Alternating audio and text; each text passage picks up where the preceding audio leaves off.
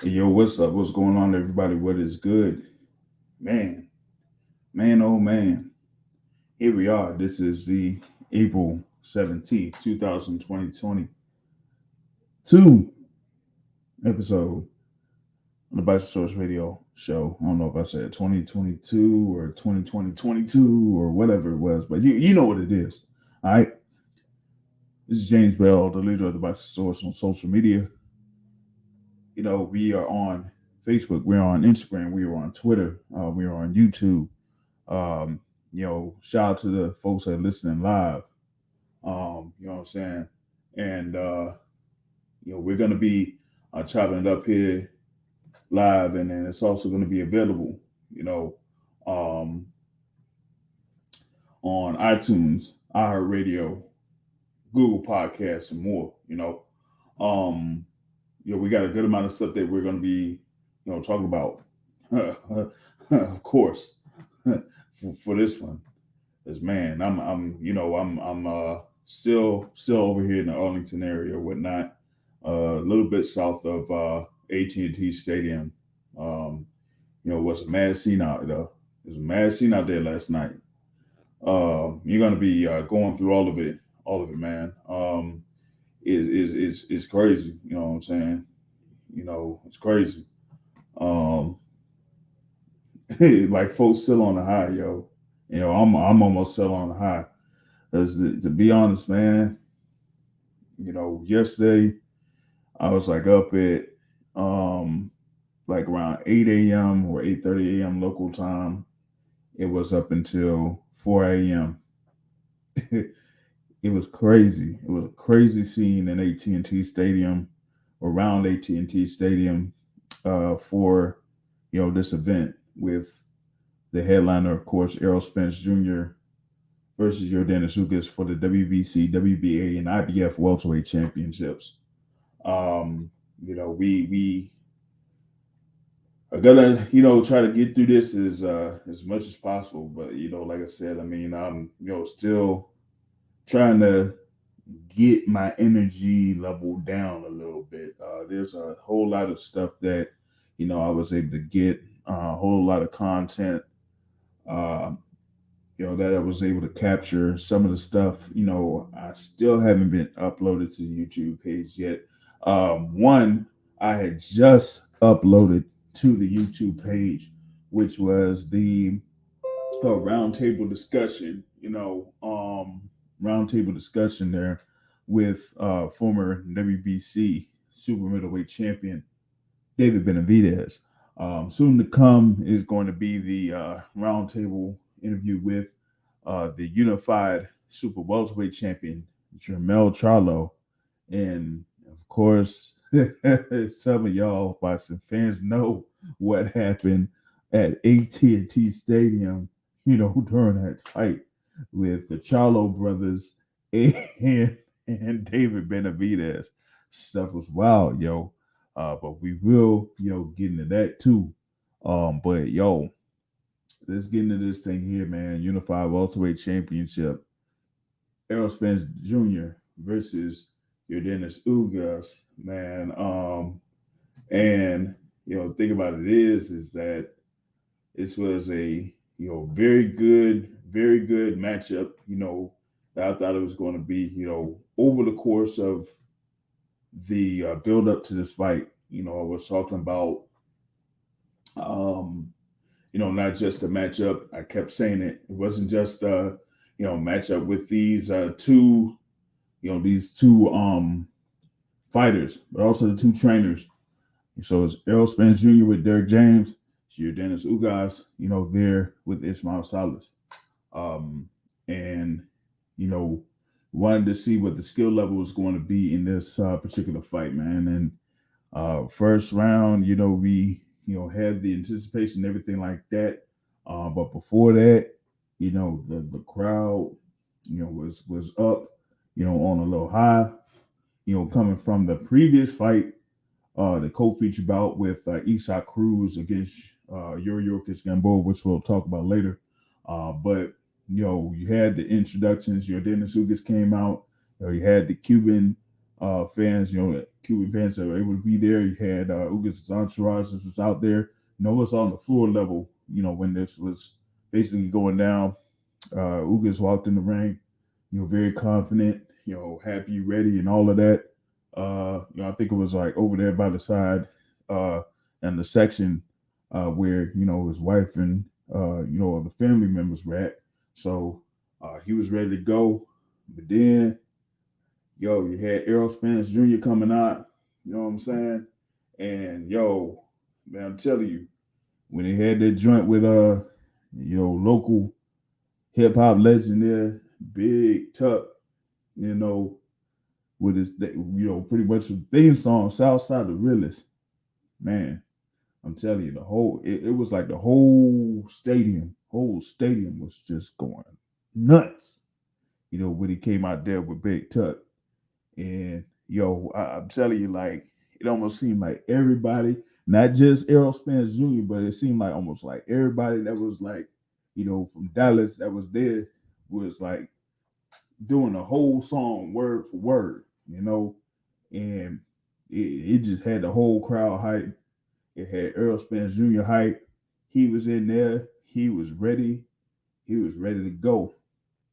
And so he had the joint in there with the first round, you pretty much had the, your filling out process, but we really wanted to see what was going to go down with Errol Spence. Of course, it was his first fight in a while. It was his first fight since his bout against Danny Garcia. And of course, with the Danny Garcia fight, people just wanted to know, okay, how would he look, against Danny Garcia after coming from the car accident.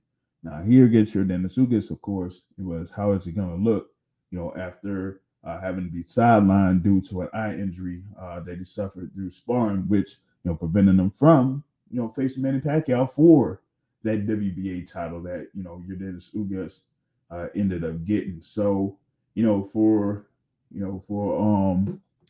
me, man, I was just looking at that, and Errol Spence kind of like came out there. Was throwing the right jab, kept throwing the right jab, pouring the jab, and then, mixing up on the jab and then throwing it with emphasis. Yordenis Ugas was, up there with, high guard and trying to, time Errol Spence with the jab. That was something that, he and Ismail Salas was looking for in the lead up to this fight, was that, they wanted to see if they could get the timing of Errol Spence and be able to time him well enough to counter or throw combinations in response to the jab before Errol Spence could get off with a combination of his own.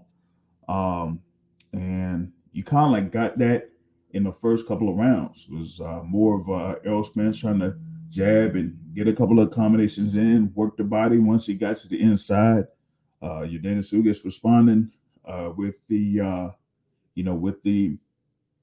body shots when they were going inside, and also with the counters coming upstairs.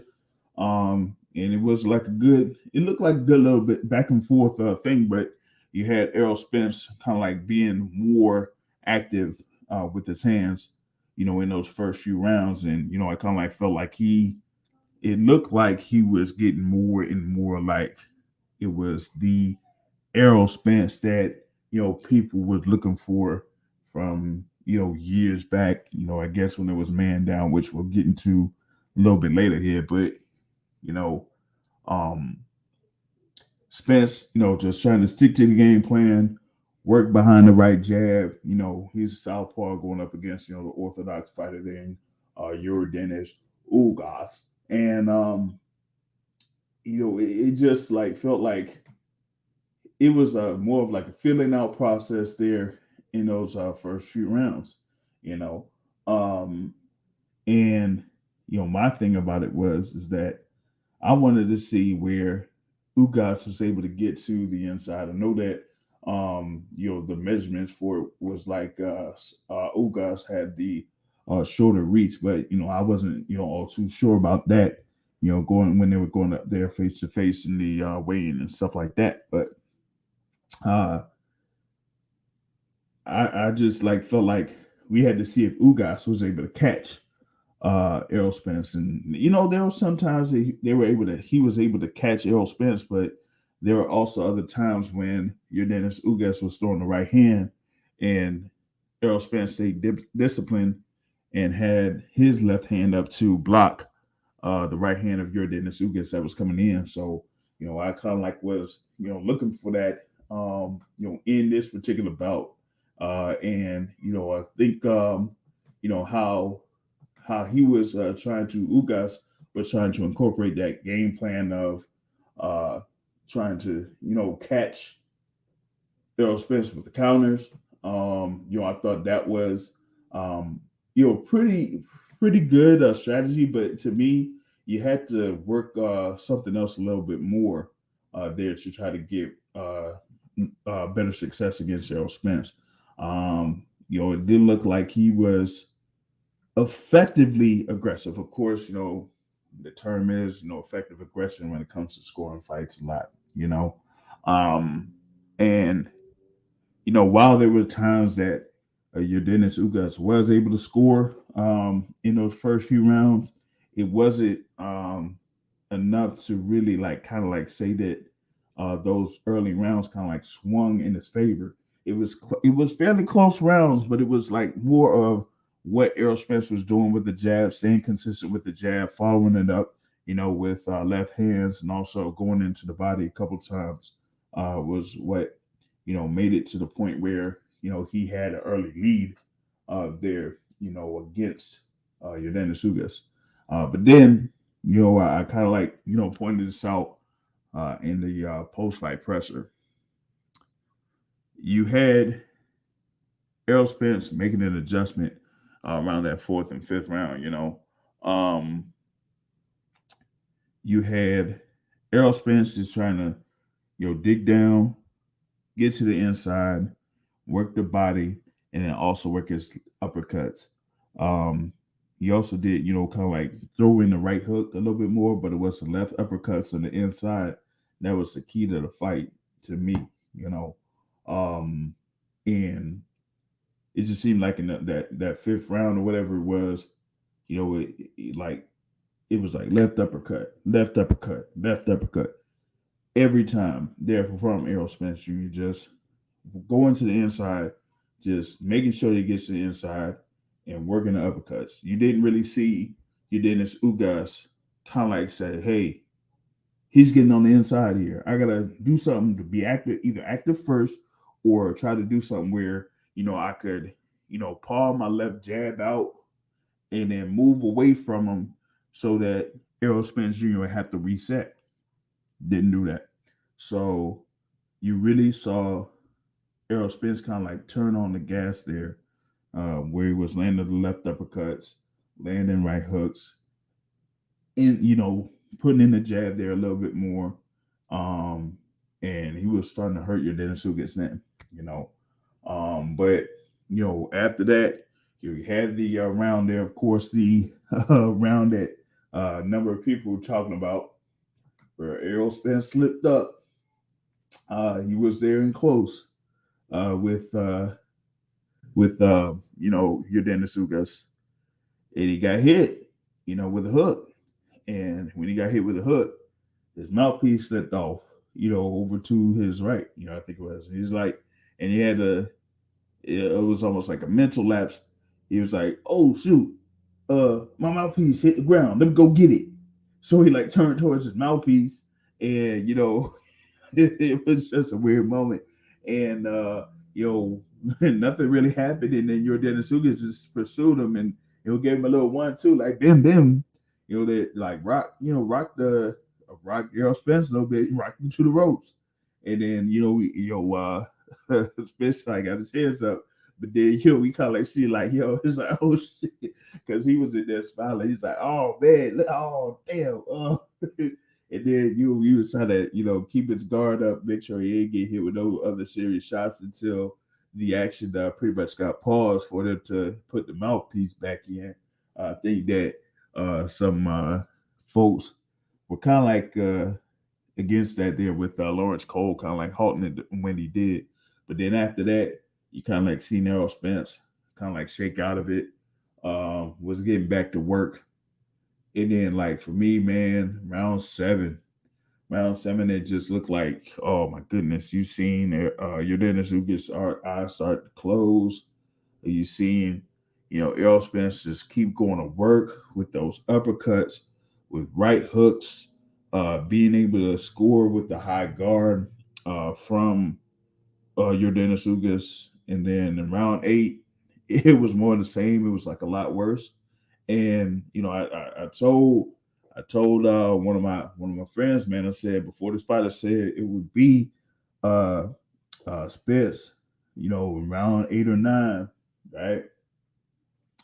But then round eight, it was just really bad, in that, you had a pause in the action, and the doctor looked at Unanisuga's eye for that time, and they were like, okay, they said they'll go, and it was just more and more and more punishment from Errol Spence Jr. And then you go into round 9, same thing. I was like, yo, they're gonna have to stop this bout, man. They're gonna have to stop it. But they didn't do it. Doctor didn't do it at that time. You know, Yordenis Ugas went to the corner. He was able to get through the round 9. Ismail Salas and people in this corner didn't stop it. So it went to round 10, and round 10, it was more of a beatdown from Errol Spence Jr. And then it was like, yo, come on, man. After about halfway through that 10th round, they was like, yo, man, it's over, bro. We can't let you go through this right, man. I know that, Ugas was fighting, trying to fight and trying to get some shots in, but it was just way too much accuracy, too much sharp shooting from Errol Spence Jr. for Yordenis Ugas to continue. So it was a 10th round TKO victory for Errol Spence Jr. for him to take the WBA version of the welterweight title and for him to retain that WBC and IBF title. So now he has 3 of the 4 major belts in the welterweight division. He stays undefeated. He's there at 28-0, and he hands Yordenis Ugas the first stoppage loss of his career. Before I get into more of that, I got somebody that's been on hold for a little bit. If we're going to chop it up here, for a bit with him, coming out from the ATL area, it's a boxing academic in the building. What's happening? What's going on, James? How was the atmosphere yesterday? Hey, yo, what's going on with you? Can you hear me? Yeah. I said, how was the atmosphere yesterday?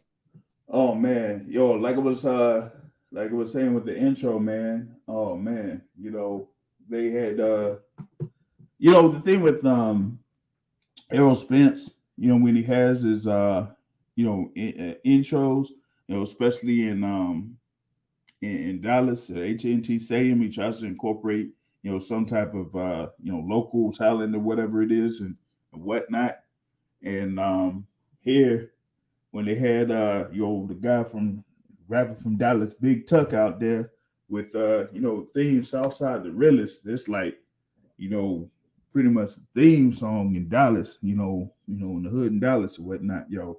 And man, that crowd went nuts, bro. It went nuts on that joint. So I mean, like on my real page, or whatnot, I had just posted like part of that clip there when Big Tuck was over there in the corner, performing that song Southside the realest.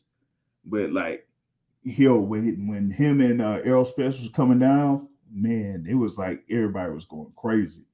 So it was a great scene out there, for Errol Spence, man. They said it was almost like 40,000 people in attendance for this. And it Nice. was, What's the maximum in the stadium? Like uh, 100? as far as like whatever they open, it I think it like depends on how they do it for A some football people. game. What's the maximum for a football game? Well, football game is like what, over 100 something.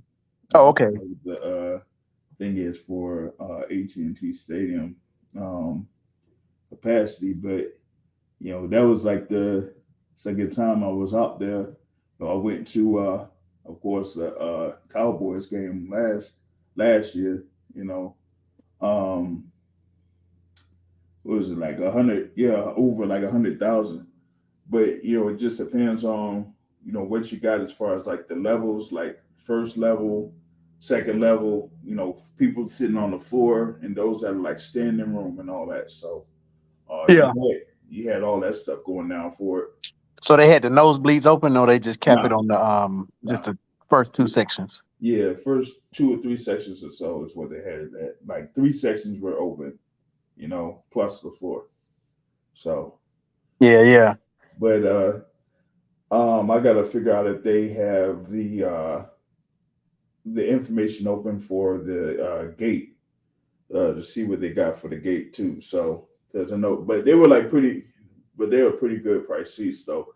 And it's Texas, so it's not like it's something where you're like in Vegas or whatever it is. So you know that the average ticket prices are gonna be as high. Like I was telling folks, like for the past day and a half, this was similar to like price point is similar to Canelo Alvarez versus Billy Joe Saunders. Like they talk about the 70,000 people that were there for that fight, but the gate was like what 1.7 million or something like that. I don't know. Wow. So I had to see like what it is for this. You feel me? So yeah, it was a good overall atmosphere, but yeah, man. I mean, whew, that was a methodical beatdown. Like I posted on my personal page, man. That was a methodical beatdown by Errol Spence, man. Yeah, it was. It was. I guess you want me to go in my comments. Yeah, go ahead. I wish other people was here, so I don't have to repeat myself. But I'm just going, tell it to the world. I don't think we should. There's not, in my opinion, any more politicking on who the number one welterweight is. I don't think there's any more politicking based off on multiple metrics. Let's just use what have you done? Not even for me lately, but what have you done? Quality opponents. There's no welterweight with a better quality or crop of opponents. Obviously winning the matches, not just fighting. Because you got people who done fought, a lot of people, but they probably lost the fights. But there's no welterweight who has won and had quality matchups. Even the low tier of their quality matchups. Like, for example, a Chris Algieri is still better than a few guys some other people have fought. Mm-hmm. Like Chris Algieri ain't a A-level fighter, but he a B minus. You know what I'm saying? Like Chris Algieri wasn't bad, and all I'm saying is Spence's low tier quality opponents are still better than other people's, opponents as well. Right. So he the best given the quality of opponent that he's faced. He's the best in that with those quality of opponents that he's faced, the man, like I went back and watched the Ugas and Sean Porter fight. And I wish I would have texted because it would have been a lot more, like I know you believe me and I ain't got a lot to kick it. But Right. I went back and looked at it, and then what I noticed was Ugas was capitalizing off Sean Porter when Sean Porter was sort of like moving back. Like when he was walking Sean Porter down in a sense, like when Sean Porter wasn't going forward and making him move backward, Ugas was less effective when he was being forced to move backwards. When he was like either standing still or moving forward to an extent. Yeah. That's when he was catching Sean Porter with shots and stuff. And then I thought about it. I'm like, well, dang, Ugas ain't that, like he ain't that comfortable when you make him go backwards. Word. So I'm thinking like,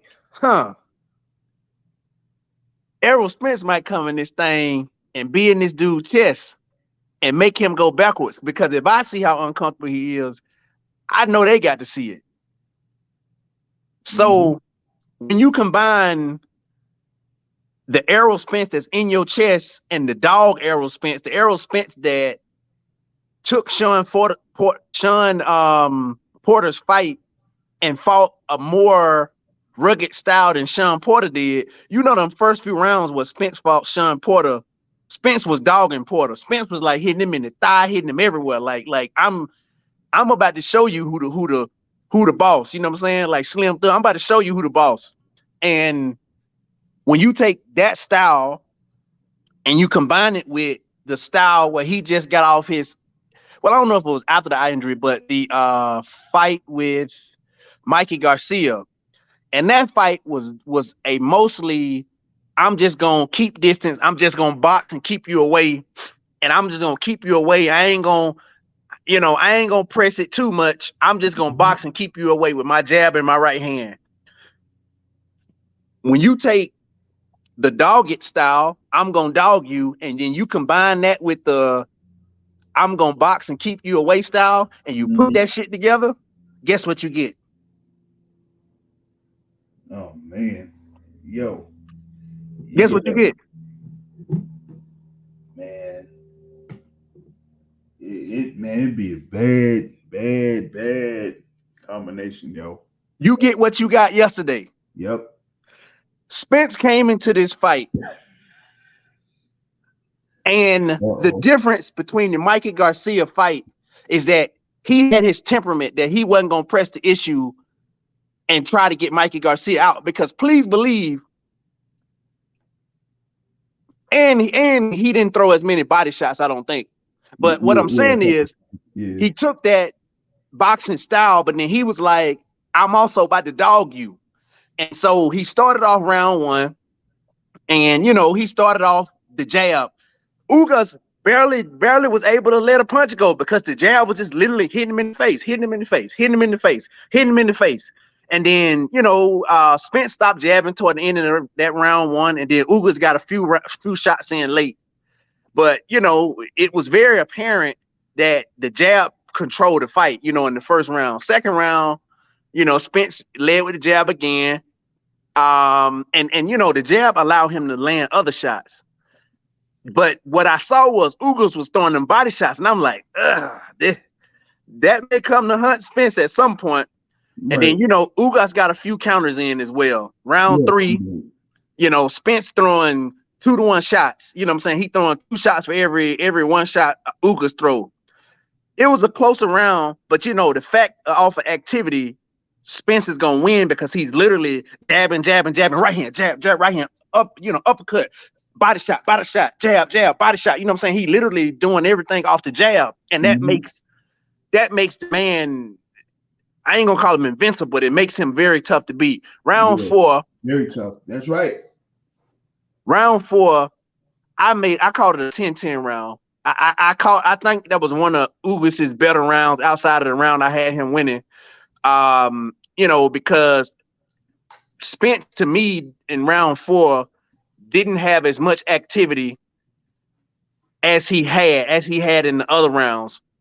And look, Ugas, and he wasn't landing clean punches, and Ugas was landing clean punches, but Spence had more activity. And so, you know, it was like, Ugas landed some nice clean punches. Nice. Yep. Spence had activity, but he didn't land as clean the punches, but I couldn't demerit Spence because he still had the most activity, but Ugas had the cleaner punches. So I called round 4 10-10. 10-9, Spence off activity. Not round 6 where the mouthpiece, I think.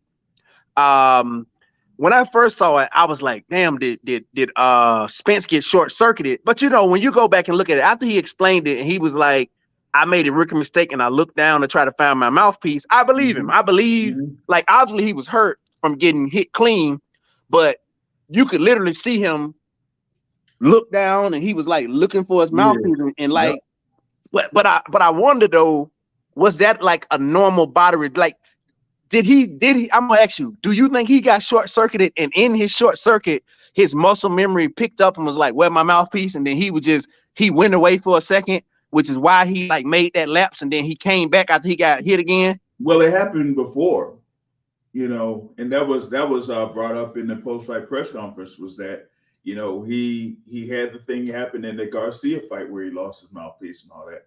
And here it was the same thing, but, you know, when it did come off, it came off from a short hook. Yeah, like an uppercut hook. Yeah. And initially, I didn't really think that Spence was hurt. But it was just something where he was just like, "Hey, oh snap, it's my mouthpiece. Let me go get it." And then he got tagged up a little bit from Yordenis Ugas, and got stumbled back and went back to the ropes. Should have been called a knockdown, but yeah, should have. But you seen after that, if you were watching there, he was like, "Oh shit, I fucking fucked yeah, up." he did. He was like, "Damn, I can't believe I did that." Yeah, and he was like looking like that when he was backing up and keeping his guard up, and it's just like, oh man, and he was like laughing at himself during that round until he was able to get his mouthpiece back. But I think that he just slipped up right there, and he said, it was a rookie mistake, and he got back in it. I'm gonna have you do a little bit more here before we have our guy come in here in a little bit. Okay. Yeah. I'm gonna finish it up. So one thing too, though, one thing that was a bit suspect is the reffing. Like, man, he came in at 3 or 4 times at the most inopportune times. Man. Like, Ugas got his one shot. He hurt Spence, and then the ref came in at a random time, and it gave Spence life. It was another round when Spence hurt Ugas, and then the ref was like, "Go and let me check your eye," but Spence was like, literally cranking up on him. Yeah. And it's just like, really, dude? Like, are you kidding me? Like, why are you inserting yourself into this fight? But round 7, Spence hurt Ugas with the uppercut, and Spence went away from the body work, but the infighting, I mean, Spence obviously saw the infighting is what did it.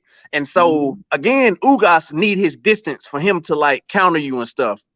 Which is why, Manny Pacquiao is a champion, right? But Manny Pacquiao is predictable in that when the space that it take him to come in on you and do the like that, it's room if you can time him, and Ugas is good at that.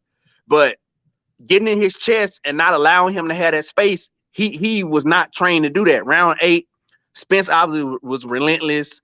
You could see Ugas waning. Ugas was not comfortable with infighting, and to me, Spence had the best.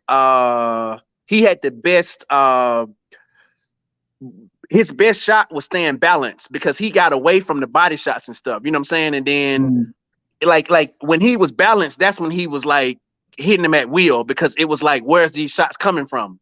Round 9, Ugas hurt Spence to the body, but Spence won the round off activity.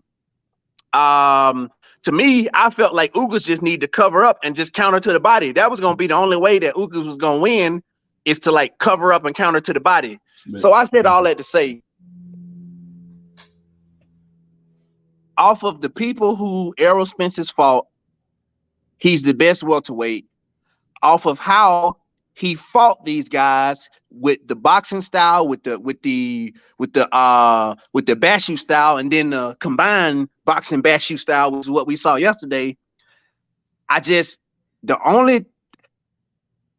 think Terence Crawford only has a puncher's chance. The only way Terence Crawford, to me, wins the fight is if he knocks him down and hurts him early. Terence Crawford gonna have to hurt him to win the fight. He's not gonna win off activity. Spence is gonna be bagging rounds off of activity. Terence Crawford has to hurt him in order to stay afloat in that fight. Otherwise, he's gonna be down like 7 rounds. And then if he crank it up, he might get hurt himself. I just don't see, with the body of work, with the style, with their tendencies, I don't see. I'm not saying Terence Crawford can't hurt him, but that's the only way he's gonna win is if he hurt him. That's all I'm saying. And he's not the best welterweight. Spence is the best welterweight. I'm done. Yeah, like you were saying, it was about the resumes, and to me, even with, of course, Terence Crawford, came into the welterweight division, of course, much later, but the overall body of work that Errol Spence has done, over the last few years, with his wins over Kell Brook, Lamont Peterson, Mikey Garcia, Sean Porter, Danny Garcia, and now Yordenis Ugas, and being the first man to stop Yordenis Ugas, that should make him the number one welterweight in the world. And now I gotta bring him in. He got this. Come on, man. He had to put this thing in his avatar. It was a guy that, was still striving to become once again the president of the Deontay Wilder fan club. It's your guy, it's our guy, it's everybody's guy. What's up, my guy? MVO in the building. What's happening? Yo, boxing academic, wrap it up, B. God damn. Damn, Wrap Yo, that man. shit up, baby. I felt like Hey, I was listening to a presidential address to the nation. hey, to my defense, he should have let you in earlier. Cause I know that's all you just wanted your face to be seen. That's all. He should have let you in earlier, to my God defense. damn. But a lot of the stuff you said was right, except you made it seem like Spence's activity went down in a couple rounds. There was not one round where Ugas out threw Spence, and Spence outlanded Ugas in 9 out of 10 rounds. Well, I only said one round, round four, where I thought the activity. I said the activity made me not want to give it away, so I scored a tie round. In round 4, Spence landed 5 more punches and threw 7 more punches. But what's his name landed the cleaner shot to me. Them like the shots he landed were clean enough to where it was noticeable. And so to me, I was like, you know, was the activity enough to like not give it to him? And I was like, I don't think so. So that's why I scored Yeah, a I top. feel like Ugas had absolutely nothing for Errol Spence yesterday. I thought Spence outworked him. Spence blew his motherfucking eye up, and he made Ugas quit, in my opinion, because Ooh. you saw Ugas switch to survival mode after that left uppercut exploded his eye. I was very impressed by what I saw with Errol Spence. I did not like the mental lapse in round 6, but I believe that that one shot that Ugas caught him with in round 6 that knocked Spence off balance into the ropes was because of the referee. I've watched it and I've watched it and I've watched it.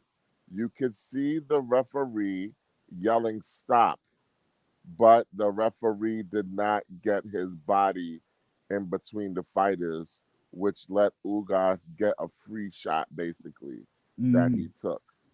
So while Spence did have a mental lapse looking for the mouthpiece, ultimately I believe that the shot he got caught with was due to him hearing the referee yell stop and Ugas not stopping. So it is what it is with that. As for Terence Crawford, he don't want no parts of Spence. You know, Bomac said, "Oh, we'll fuck this guy up." I'm telling you, we're gonna fuck this guy up. But I don't think he really believed that. I think he's just trying to hype his man up. Because after what I saw yesterday, like Mike Grady said, Terence Crawford to me only has a puncher's chance. And you're not going to knock out Errol Spence with one shot. Errol Spence is a little like Floyd in that regard. You might hit him with one shot, but you're not going to hit him with that same shot again.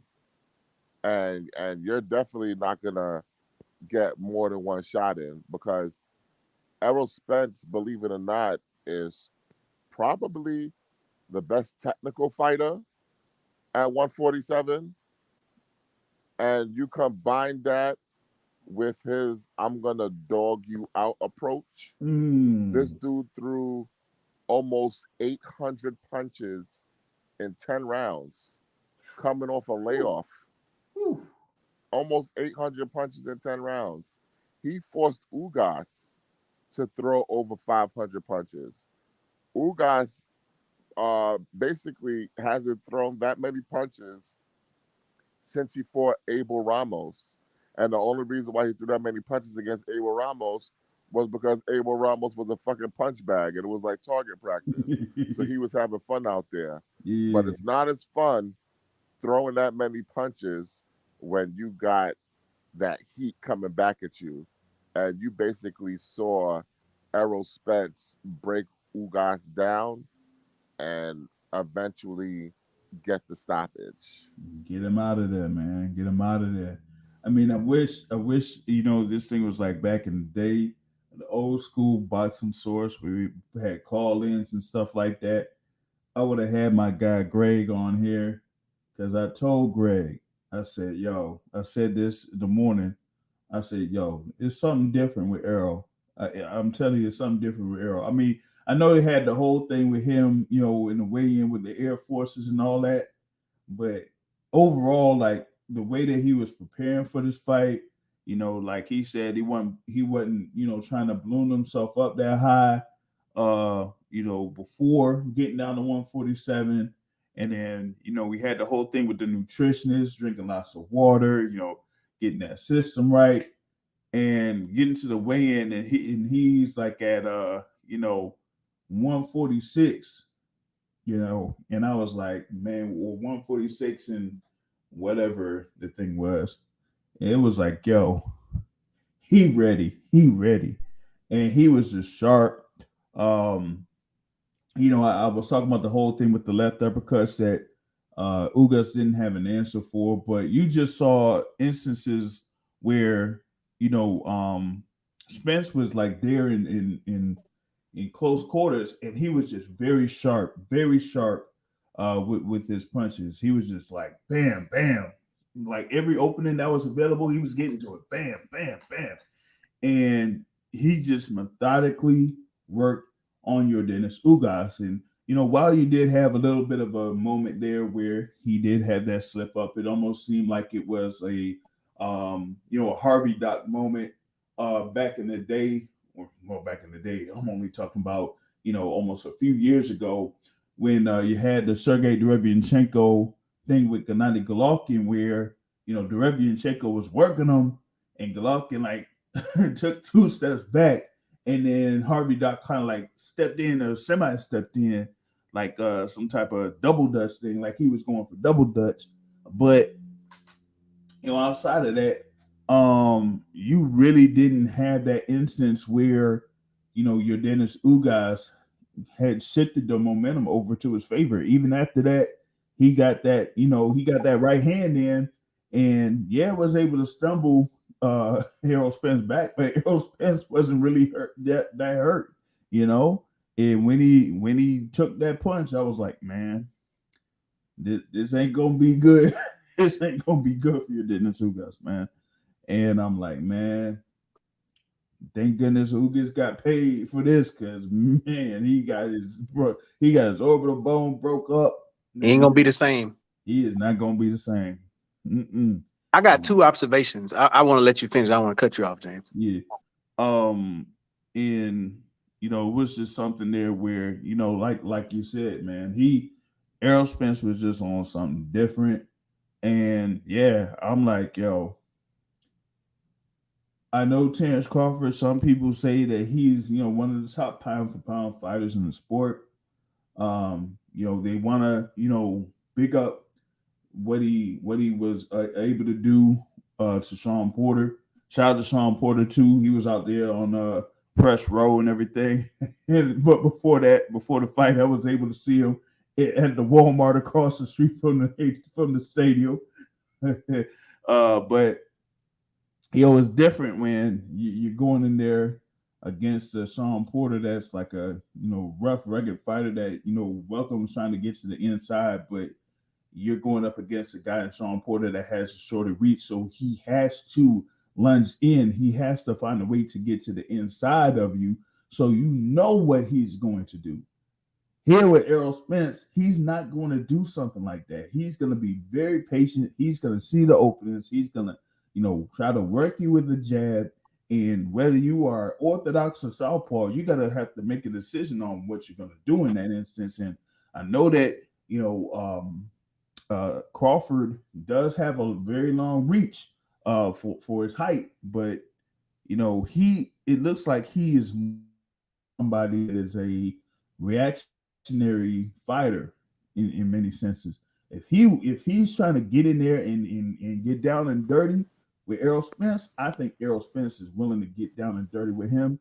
And I'm not sure if Crawford, as tough as he is, as confident as he may be, I'm not sure if he wants to get in there and get in the trenches with Errol Spence Jr. Errol Spence is like, yo, listen, he says he's the big fish for a reason. And if this fight happens, whether it's November, December, or sometime next year, and they get in there and this is like a Hagler Hearns or something like that, man, I don't know if Crawford could really get to, this guy. It's going to be somewhere. It's going to be the good big guy beating the good little guy here once again there. So, Boxing Academic, jump back in here with it. So I'm on. Hold on, Boxing Academic.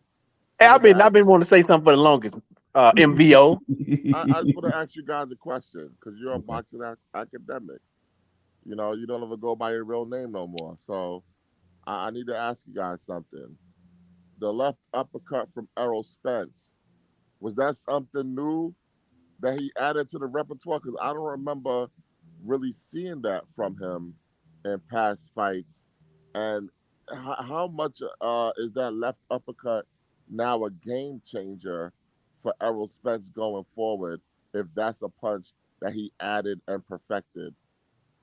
It's not new. I've seen him land that on people because for him, his right shoulder's in front.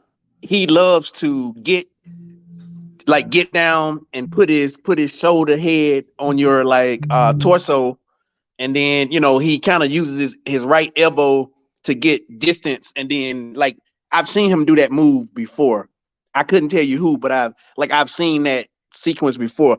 Did he use it as much? No, but yeah. I'll let Boxing Source answer. I mean, yeah, I've seen it, but not to the level of what he was able to do here against Yordenis Ugas. I think, once he saw that he was able to get in with the uppercut, it was like he was answering. Because a few things he said he was doing was working, some of the stuff wasn't. But then he, got the success with the left uppercut. And then once he kept doing the left uppercut, other things starting to open up because, like y'all said, this was almost like a thing with Canelo and Saunders in the same venue. He land the uppercut, bust the eye up, and then it just opens everything else. But the only difference is Yordenis Ugas was able to continue for a few more rounds, and that just opened it up for Errol Spence to just go to work. And I was like, man, and I'm like, for me, man, Ugas, I give him kudos. He did not even go down to one knee or nothing like that. And he was getting seriously hurt, but he didn't go down to one knee or nothing like that. And I'm glad they stopped it though, because 2 more rounds, man. But for me, I mean, even though I kind of semi-predicted that it would be 8 or 9 rounds, they should have stopped it at about 8 or 9 rounds. You know what I'm saying? Because it's almost like that he's well behind. That he's getting beat up. You don't want it to get to have it get to a point where he could be seriously hurt, where it could damage his career or worse or whatever it is. You know what I'm saying? He was already mentally damaged. It could have been last year where you had the Oscar Valdez versus Miguel Berchelt. Berchelt was, not able to, there wasn't a way that Berchelt could get himself back in that fight. But yet they sent Berchelt out there to get sparked out and get laid out on the canvas. You know what I mean? So it's like, for Ugas, I was like, yo, he went to the doctor that first time, and I was like, yo, they about to stop this fight.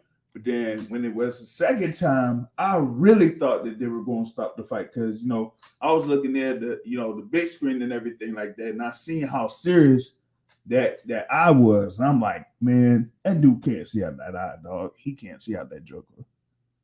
Why y'all even letting it continue, But they let it go through. They went through the end of that ninth round. They let that minute of the ninth round or the intermission between ninth and 10th go. And then they sent him out there for the 10th. And I'm like, man. But his corner was going to let him get bludgeoned. That's something. Yeah, I'm like, what was up with that with Ismail Salas, man? I'm like, yo, I would have said something, I mean, I wasn't on the floor, man. When I post the pics on the Facebook page, you'll see that like I was on the 100 level taking the pics there. I wasn't on the floor, but if I was on the floor, I would have probably been on the side where where Ugas was, and his wife and all that. And I'm telling you, I think that his wife would have probably been like, man, the 100 level better than the floor anyway. Yeah, in a way, but this is a football stadium, and to me, the 100 level in that football stadium is almost like a 200 level in like a regular basketball arena or something like that. There, man. Gotcha. So gotta make my observation since MVO cut me off since we not calling each other real names no more. One thing I'll drop in here for MVO. We should have kidnapped MVO to come over to this fight, man, because you had that atmosphere was shaking. I know he hates Texas, but that atmosphere was shaking. We had the joint with shout out to Lefty, over there in the suite that was all the way up near the top. I was able to get up there, and when I got there, Kenneth Buhari of PBC and the PBC podcast was able to show up, and then of course Showtime Sports president Steven Espinoza was able to show up there for a little bit too. So he had like celebrity appearances up there in the suite. And so it would have been real great if MVO was able to show up there for that. I gotta ask Lefty what I gotta do to like get in the in crowd. I know he know me tangentially. I know he respect my boxing commentary, but I gotta see what I gotta do to get in the in crowd because I like going to fights and stuff. But can I give my observations since MVO cut me off? Go ahead. I couldn't help but. How many times you gonna say I cut you off, man? God damn. I had a question. Jesus. I couldn't help but notice that Errol Spence reminded me of Marvin Hagler. I could tell he watched a lot of Marvin Hagler when he grew up, or they practiced things from Marvin Hagler, because that like relentless style with that jab, with the just I'm gonna come get you. That just like the man puts you in the mindset of an old school fighter. Like he makes me, when I used to watch all them little like motivational videos about Marvin Hagler, it looks like that. And like if you take Marvin Hagler away and just put him there, he would fit, at least by that performance for sure. That's one thing. Number two was, Terence Crawford's best chance probably is to fight on the outside, because Terence Crawford, from what I've seen him do, ain't built for that chest to chest with Errol Spence. Coming from Texas, probably fighting with them the Hispanic and the Mexicans and stuff, he just probably a lot more used to that and practice it. I just don't see Terence Crawford being able to compete with that, with the chest to chest. And then the last thing I was gonna say was what? See, MVO made me forget. Well, going by what you were saying there, you're talking about with Terence Crawford, you say that his best chance is to fight on the outside.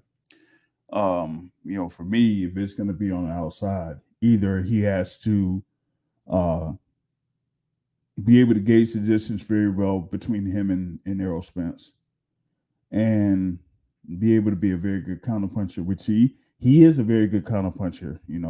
Terence Crawford is a very good counterpuncher, but also he has to be a very good jabber.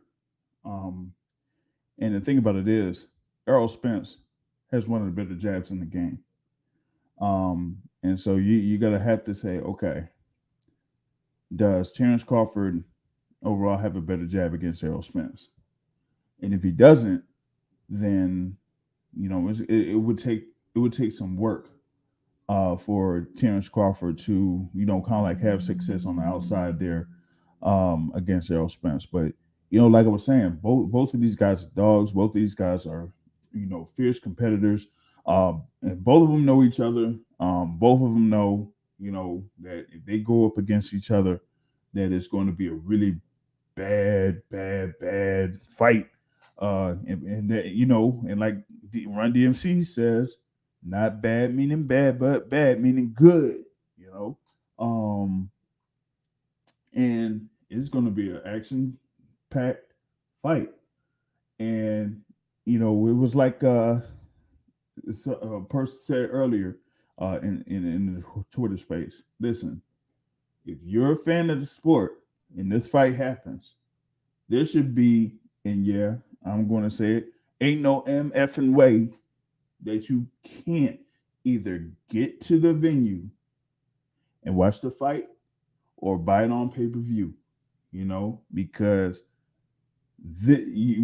come on, it's Errol Spence, it's Terence Crawford, it's the fight that people have been waiting for at least 3 or 4 years, and we're finally going to be able to get it, and we're going to get it at a point where we kind of like see that these two fighters are at or near their primes, as close as possible, and so the fight does go down, like I said, by November, December, or maybe around February next year, depending on a couple of factors, then we know that we're going to see a fight. I hope Terence Crawford length helps him, because he can't change his stripes and make himself jab more than he has over his 30 fight career. I hope his length helps him, because if that length don't bother Spence and he able to get in his chest, it's gonna be a long night for Terence Crawford. I really hope his length helps him to make it like a more exciting fight. But yeah, I don't know. Maybe I'm gonna go when if it ever get real, I'm gonna go and watch more Terence Crawford fights again, just to try to change my mind and see.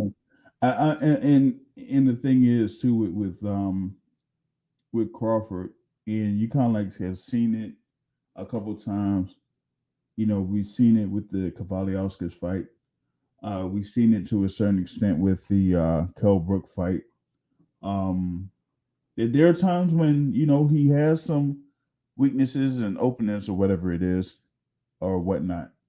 In that he just can't get himself caught in those type of things against someone like Errol Spence. But on the flip side too, Errol Spence can't get himself caught slipping, and that's the thing about a fight between those two is like, hey, it's something where you have two great fighters, but it's something where you got the instance when you never know when one of these two could get caught. And that's going to be one of the main things about that fight once it does take place. Because it's going to take place, y'all. It's going to take place. All right? And that was another thing that was going to break down. Of course, after the fight, Errol Spence Jr. is like, man, I'm the big fish, man down, strap season. I got 3 of the 4 major belts. I did, he pretty much said like he did what he said he was going to do. I was going to clean up my side of the street. And then next, I'm coming for that motherfucking belt. And that's exactly what it's going to do. I mean, and it's kind of like, the whole plan that you had with Showtime Sports, Al Heyman, and Floyd Mayweather. They made a deal, multi-million-dollar deal, of course, lots of many millions of dollars. And they say, you know what? It doesn't matter what these other fights are gonna be, as long as I fight Manny Pacquiao, that's all that matters. And here with Errol Spence, he told Terence Crawford what his plans were going to be, who he was going to fight. And with the exception of Keith Thurman, he fought everybody that he said he was going to fight. And now it's just one more fighter. Everything clear. They don't have to say that any of these fighters got to fight anybody else except for maybe Crawford. And the only reason for Crawford is because from a business standpoint, they're trying to gauge what they need to have in order to make Crawford versus Spence be as profitable as possible. And right now, they can't really do it because they can't really gauge what the real value of Terence Crawford is, because the fights that he's had in the past didn't make the money that people thought they would. Whether people want to blame Top Rank or blame Terence Crawford or whatever it is, either way, the fights didn't make money. So now, if they want to work with PBC, they got to see what they can earn with PBC. So maybe you might see Terence Crawford against Keith Thurman in July, or might see him in there against someone else. But we'll see. I'm about to say, who makes sense other than Keith Thurman to make his name I don't think be of there the is same any. stature? I don't think Even the there's win any. off Keith Thurman wouldn't put him as number one. Yeah, it won't. But for Terence Crawford and for Keith Thurman, there are no other fights that make sense for either of those guys. I mean, we know the whole thing with Terence Crawford. I said what it was for Terence Crawford, but for Keith Thurman, he comes back, he fights Mario Barrios, he makes some money against Mario Barrios. People want to talk about the pay-per-view numbers, but I'm gonna tell you right now, the way the pay-per-view thing is structured, they made the money. All right, they made the money back. Okay, so there's that. All right, now they got to set this thing up where Keith Thurman said, I guess Keith Thurman could, see about, okay, what are my options out here? Do I have it to the point where, what it is? Do I want to go after a belt, or do I want to see, where I'm still at, where I'm at in my career and fight somebody else? But who else would fight the welterweight? That would kind of like, make sense. Is he going to fight, someone like a Jerome Bucinas? I don't know. Maybe It he wouldn't will. be Maybe smart. Yeah, I don't feel like it would be. Like, what's the incentive? He too he would have to come close back. to the end. Yeah. So, like, I'm trying to see like who else would be out there. So it wouldn't be like Boots or nothing like that. It wouldn't be like a Connor Ben. Would it be like against can't fight Virgil Ortiz because of the whole business thing. So who was out there that he could fight, man? I don't know, man. Like Manny Pacquiao rematch. Yeah, but Manny Pacquiao's done. There's no amount of money that would get Manny Pacquiao to come back. No amount of money. So did he officially retire? Yeah, he officially retired.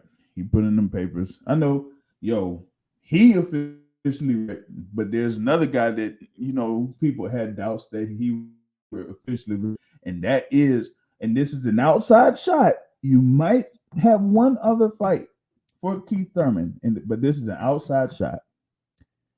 Keith Thurman in a rematch against Showtime Sean Porter.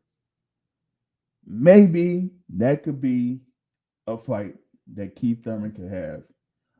If it's not Errol Spence and if it's not Crawford, that he had, this could make sense. But outside of that, I don't see many options out there for Keith Thurman in that sense. But that's the thing there for that. Anything else from y'all? MVO, you got more on this whole thing? here real quick? He might be preoccupied. Nah, I think you guys covered it all, man. You know, the boxing academic was very astute in his analysis. I like this guy better than that Mike Grady used to have on the program. As long as you refer to me by my new name, we good. Very astute in his analysis. I like that. All right. Now I wrote it down. I wrote down my my scorecard. I hadn't done it in a while, but I'm gonna get back to it in a little bit. Word. I was gonna get into the other bouts that were on a couple other bouts that were on the pay-per-view portion of the card. Isaac Cruz Gonzalez, Yordenis Gamboa. Yo, Isaac Cruz went out there, man. He had the crowd behind him. Mexicans was out there for him, and man, he started out swinging. He started out swinging, and I was like, man, yo, he beat up Yordenis Gamboa. Took him down in the second round. Took him down again, pretty much at the beginning of the third round. He went, and then once again in the fourth round, like Yordenis Gamboa was Yordenis Gamboa, trying to hold on. He was stumbling, rumbling, bumbling, stumbling, having his hands out, trying to reach out to hold on to Isaac Cruz. And then I was down there on the floor. Gamboa with that shot, and the sweat came off of him. I was like, ooh. I went down on one knee, man. It was a wrap. I was like, oh my God. He almost knocked him. He almost knocked him clean out. Yo, I was like, oh, yo, that was stupid. Yo, Isaac Cruz there with that TKO win. He rebounds from, the loss to Guevara. It looks like they're trying to build him up as a, very attractive fighter or opponent for some of these other guys at lightweight, and he was he said, like, after the fight, Garcia was talking that smack, talking that shit. He's like, man, they ain't about nothing. Who was it? Sean Knucklehead Gibbons. He's saying like he wasn't about nothing, but we'll see. But he said, listen, it don't matter what what lightweight it is, he'll be ready. It could be Ryan Garcia, it could be Vasyl Lomachenko, be George Kambosos, it could be Devin Haney. It don't matter. He'll be ready for any of them or any of those other lightweights that are out there. And like earlier today, I heard a pretty attractive matchup in the lightweight division for Isaac Cruz. Maybe Isaac versus Michelle Rivera at 105 pounds. Hey, why not? I think that would be a pretty good matchup to see where both of those guys are at there in the lightweight division. But here Isaac Cruz, pretty much like served up Yordenis Gamboa for Isaac Cruz to get the win. And I don't think that people should buy too much into Isaac Cruz stopping Yordenis Gamboa. Yeah, I know that Devin Haney went 12 with him. And of course, like the thing there with Tank Davis and Gamboa, that went like to the 12th round before that fight was stopped in Atlanta. But Isaac Cruz is somebody that is an action fighter. He is a pit bull for real, and I think he's somebody that fans would like in a fight. Shout out to Isaac Cruz there in that particular. Any thoughts on Isaac Cruz? Either in this fight or in general in the lightweight division.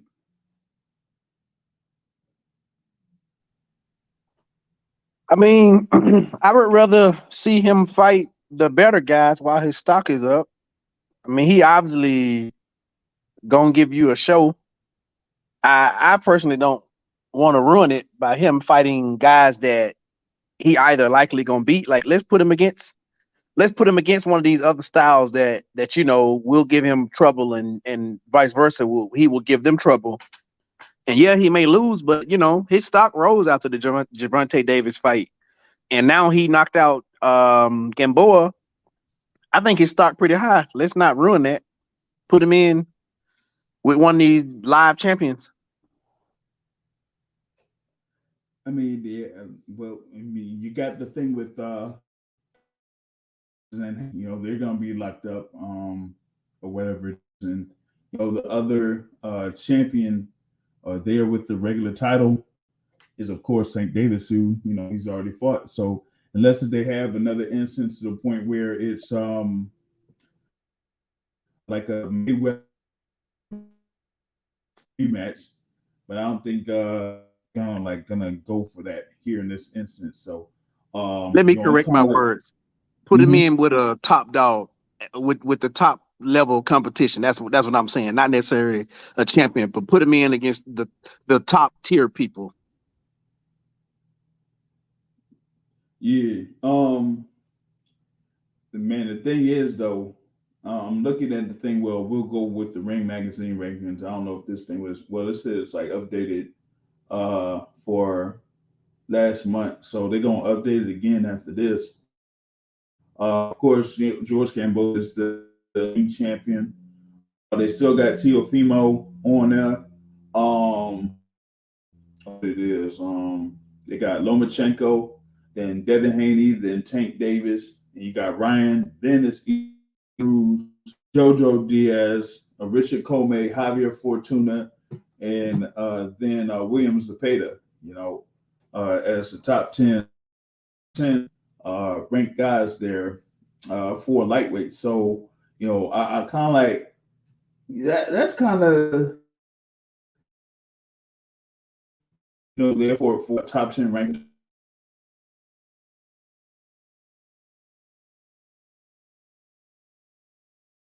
You know, someone like you know, Ryan Garcia, you know, or you know, maybe somebody else. Uh, but I just think that it's either Ryan Garcia or somebody like I said, Michelle Rivera, you know, maybe. So we'll have to see like how that's gonna as long as you know he had entry fighters that are going to look to fight him because you know they may see a couple weaknesses here and there that they with Isaac Cruz.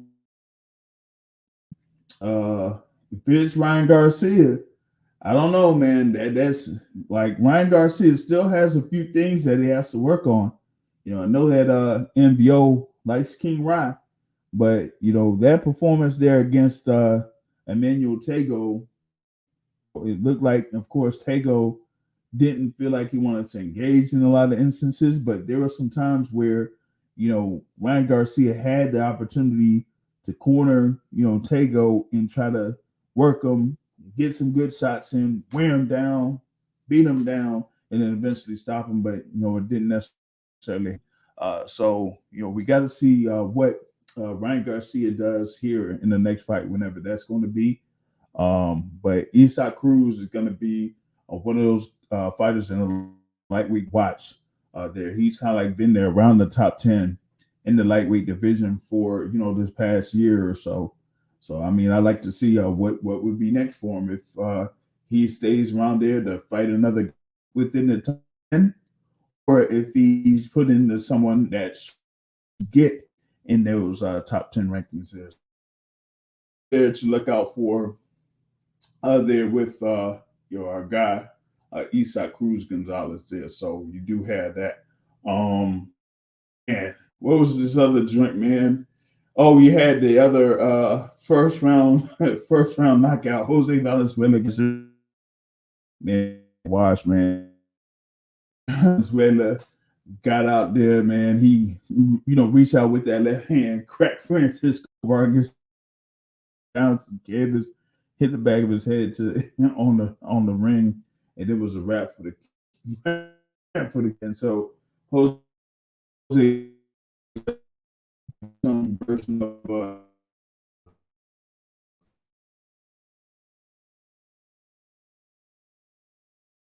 Lopez. I thought Cody Crowley would have been a little bit more impressive in this performance against Josecito Lopez in comparison to what he was able to do against Kujutil Abdul last year, where he looked really good against Abdul in getting a win there. In that particular instance, when Abdul at the time was a top contender for one of the welterweight titles, but here against Josecito Lopez, I think while he was able to get near, shutout, and also score a knockdown. I think it was something to where that like Lopez was a little bit of a level down under Kujutil. And Cody Crowley would have probably done a little bit better. Maybe kind of like could have scored a TKO victory, but didn't necessarily that in this instance there. So it was that. And also, last on the list there, this was part of the Showtime card. Is Razab Butayev against Iamana Stanionis. Was a split decision victory for Iamana Stanionis. He got like a good amount of rounds from two of the judges. And the thing with the other judge, Javier Agudit, for Butayev with 114-113 score. Of course, Butayev had a point India.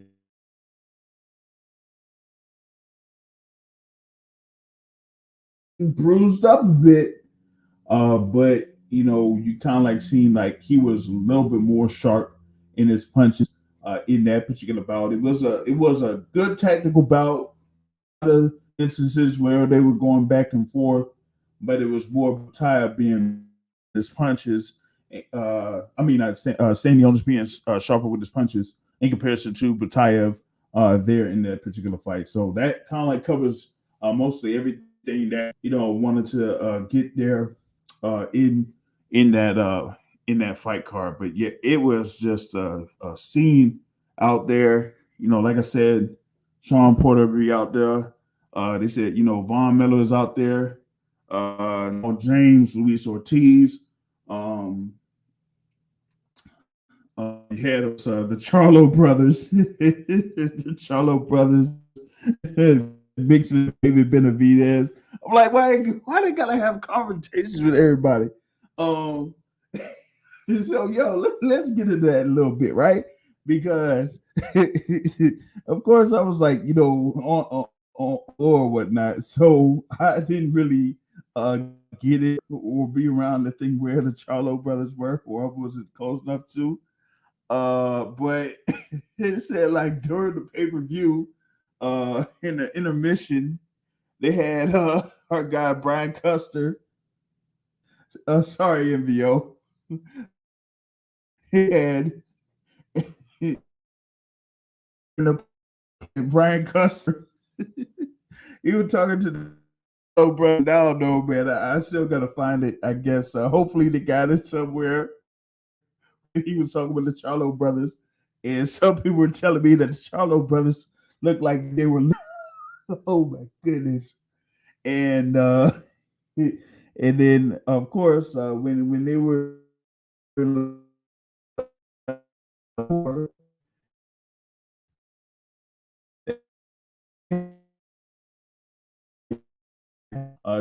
thing with Vince versus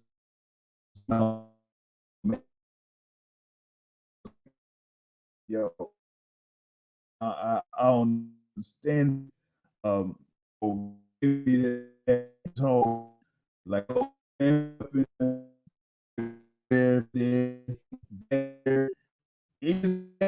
Jose Benavidez much of a guy that is confrontational and whatnot. And when he steps out there, then it's crazy. But man, that was a scene there, man. You had Luis Ortiz out there. You had Von Miller out there, Steven Jackson, Michael Irvin. You had the legends out there. You had Riddick Bowe out there, Riddick Bowe. Christy Martin, Zab Judah, Buster Douglas, James Toney, Merciless Ray Mercer, a lot of other fighters out there, man. Like it was a real event that had that big event atmosphere over there at AT&T Stadium, man, and it was just a great scene overall there. So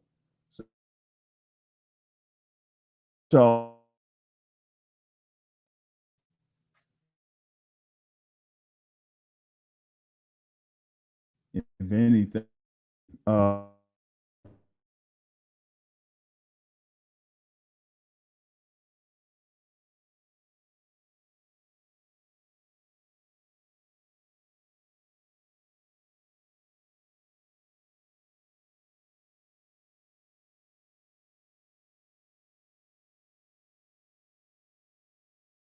um, let me see here. Let's see if he's back. I think boxing academic there. Yeah, it looks like he's there to like kind of have a little break. You there? Yeah, I'm here now. All right. You would I didn't say hear your you were question. gonna say something about overall. About who?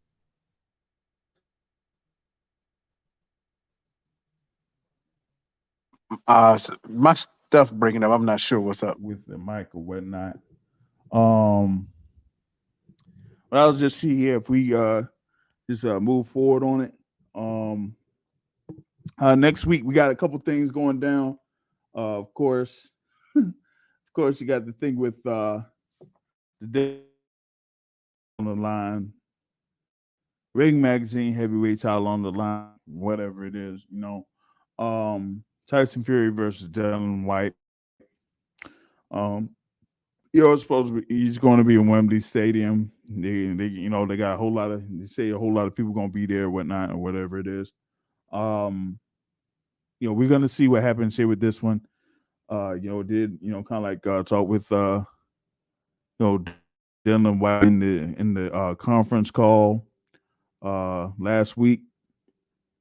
He says like he's kind of come from a tough little background, growing up and to the point where he's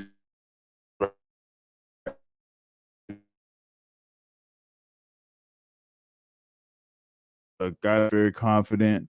Definitely looking forward to defending his titles there at Wembley Stadium. First time he's going to be in the UK in a while. Since his first fight against Deontay Wilder. Before that, um, so it's going to be a little bit of a scene there for this particular fight here between two domestic rivals. In a sense, with Fury and Dylan White. And of course, they talk about the whole thing with the sparring and whatnot. So that stuff is going to be brought up here.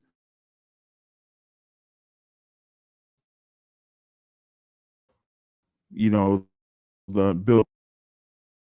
You also have of course, a little thing there with and people that will be dropped in here and there over the course. You still have the case and during that call, those there Fury, they were like hands off, like they were Neil deGrasse Tyson or whatever it was. So that kind of like is going to be a little bit of a touchy subject over the course of the week, and who and who's still have that as the main event to the card that is at Wembley Stadium, and they there that many people are kind of like that interested there in the looks like but this is like a so we got against Nick Ball. Outside of that, if you most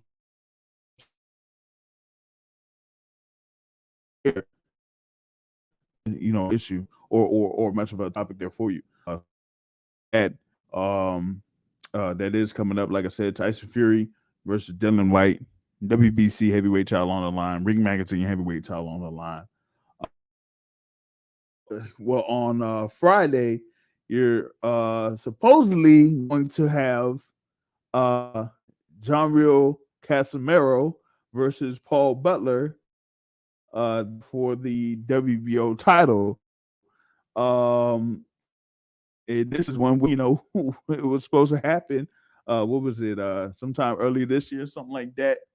There's a whole thing with John Real Casamaro when he showed up in what was it? Dubai. It was supposed to be in Dubai. And he wasn't like making weight, so he had something. They made it looks like they had something where they said that he was having some issues with something, and he couldn't make it.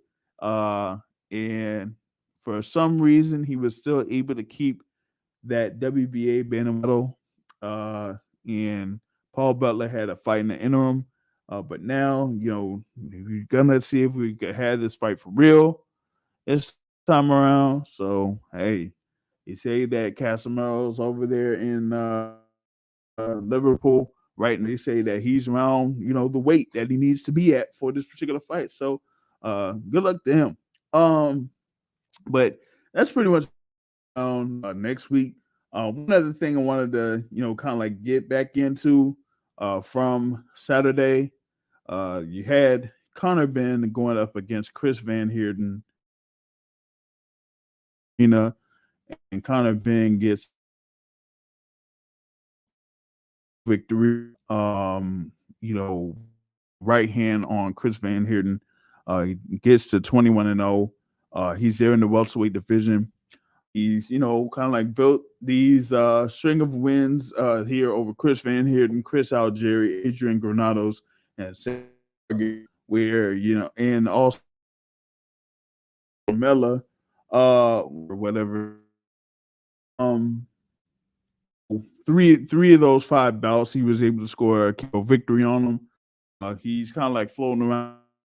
If he's a top 10 welterweight, if he's not a welterweight, is he gonna fight David Evangeline? Is he not gonna fight David Evangeline? That's pretty much the only question for me. Like, is he gonna fight David Evangeline? That was the fight that was supposed to happen after Evangeline defeated Josh Kelly a while back, and it has never really materialized. So Jerry, Chris Van Heerden, and then him talking about possibly fighting Adrian Brown. Well, I don't know, Robert Guerrero from retirement or whatever it is. Like, come on, man. Like, go ahead and fight David Evangeline. If you fight David Evangeline, you get the win, then you pretty much like kind of like put yourself there. We are being a so why not do that instead of fighting these guys where it really doesn't move the needle? It really don't make that much sense though. So and also the the real world, but in the super featherweight division in a certain extent, Alicia Baumgartner, she did have a win over Edith Matisse, but I'm trying to figure out how this thing was a title fight. You have a fighter in Baumgart was 11-1 with a record 11-1, and her opponent was 17 wins, 11 losses. First off, and second off, Edith Matisse missed weight by 3.5 pounds, so she couldn't really win the belts anyway. But Baumgartner was able to get a shutout victory there against Edith Matisse, and pretty much like clears the path for should be like a bout that should kind of like say, hey, this is the number one fighter in the super featherweight division between Alicia Baumgartner and Michaela Mayer. And I know that Mayer had a great performance in the last fight against Jennifer Hand, but I'm leaning towards Alicia Baumgartner in that one. And I just think that she's gonna end up getting the win. So we'll see when that year. But I coming off that with her. She has a whole lot of to the rest of 2022. So that kind of like drops everything that I wanted to talk about here with this particular card. And that kind of like covers what I need to cover here, man. Within have a few like that overall coverage from Errol Spence versus Yordenis Ugas fight card. Great event, great overall. Pretty much like get to it here a little bit more. So we'll get back at it with another episode of the Boxing Source Radio Show next week. Looks like we'll see how that could do, because I might not do it. I end up being on a Monday. We'll see how that goes. With that being said, that kind of like would close out what I got here for this particular episode of the Boxing Source Radio Show. Anybody here on have any closing comments? You can drop them right now. Y'all go ahead. I'll give y'all 5 seconds, and then after 5 seconds, it'll be a wrap on this.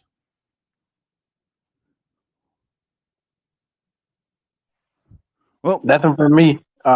Just glad to see the best welterweight fight. Yeah, one welterweight it looks like right now is Errol Spence Jr. Pretty much like showed it there against Yordenis Ugas. So there you have it. Being said, put a close to this particular episode of the Boxing Source Radio Show. We will get back at next week, sometime next week. Y'all be sure to follow the pages on Instagram, and also the YouTube channel. And like I said at the end of every show, folks, Point of Boxing is a hit. And not understanding trade. On that note, folks, I'm out.